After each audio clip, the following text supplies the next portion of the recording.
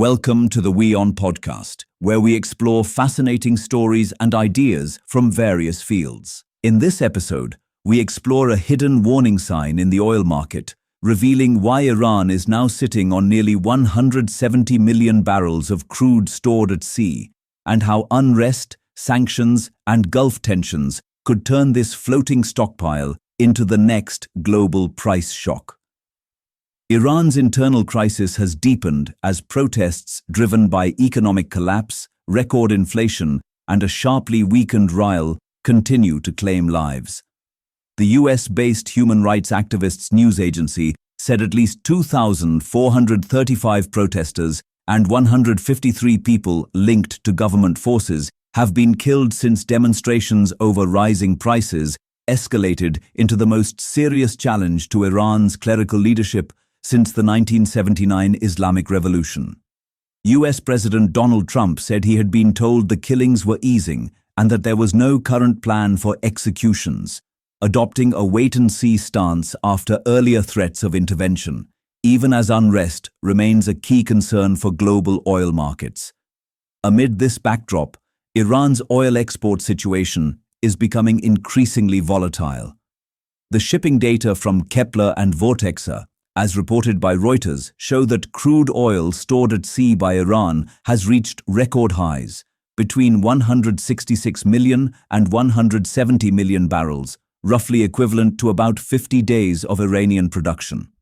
This surge, thus, reflects the logistical challenges such as unloading delays, efforts to avoid production cuts, as well as strategic moves by Tehran to hold barrels at sea to mitigate the risk of potential US military action.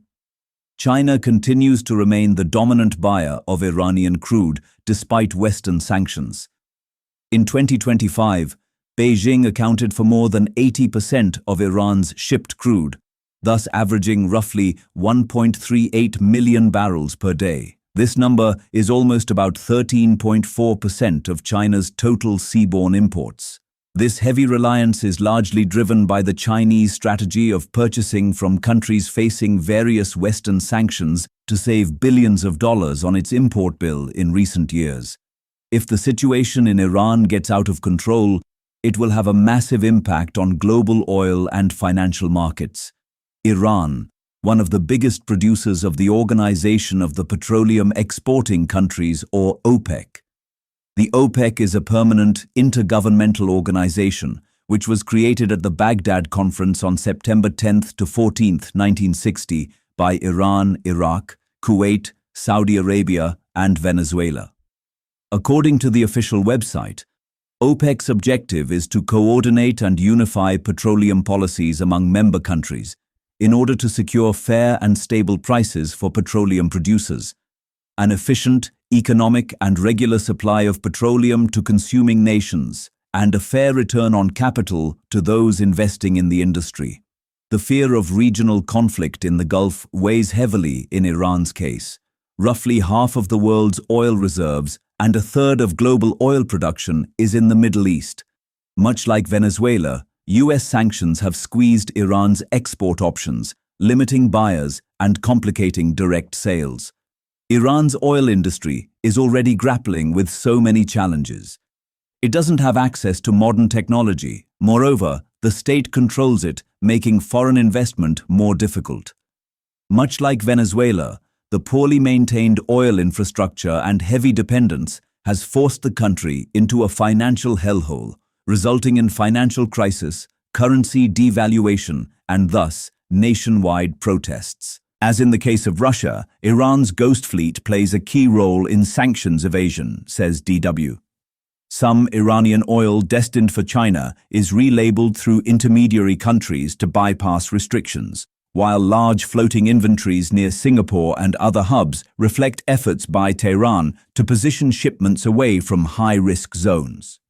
If the production stalls, oil prices will shoot up in the short term, analysts say, but other producers would fill the gaps later.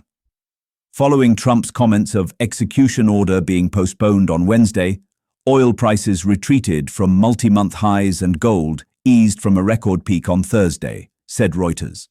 By contrast, Venezuela long beset by sanctions and declining production, has already resumed exports following political changes and potential supply to the United States, easing some market pressures.